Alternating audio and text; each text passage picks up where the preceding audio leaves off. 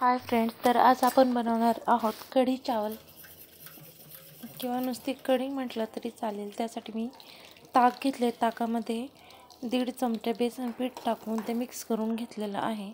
फोडणीसाठी मी लसूण, कढीपत्ता, जिरं आणि मोहरी तडतडून घेतली। वाटणामध्ये मी हिरवी मिरची, थोडेसे कच्चे शेंगदाणे,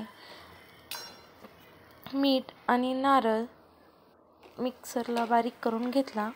त्यानंतर हे सर्व मिश्रण छान परतून घेतलं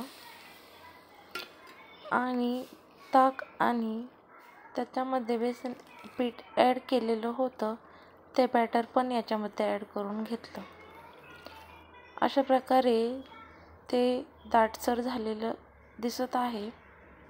त्यानंतर त्याला छान उकळी काढून घेतली। ही फुल गॅसवरती मी उकळी काढून घेतलेली आहे।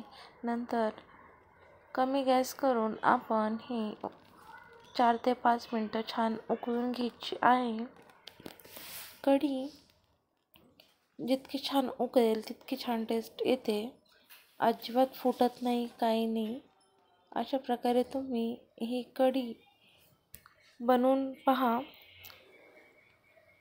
या पद्धतीने जर कढी केली तर ती कधीच फुटणार नाही आणि टेस्ट पण अप्रतिम येते।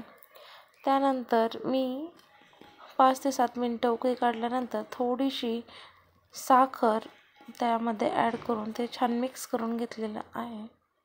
अशा प्रकारे आपली ही कढी तयार आहे। कढी नुसतीच पिली तरी पण चालते किंवा तुम्ही भातासोबत जर आवडत असेल तर भातासोबत खा।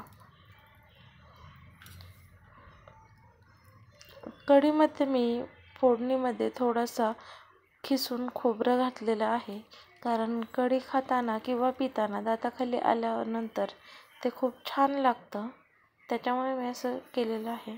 तुम्हाला जर त्यामध्ये साखर किंवा खोबरे या पद्धतीने आवडत नसेल तर तुम्ही ते स्किप करू शकता। अशा प्रकारे आपली कढी तयार झालेली आहे।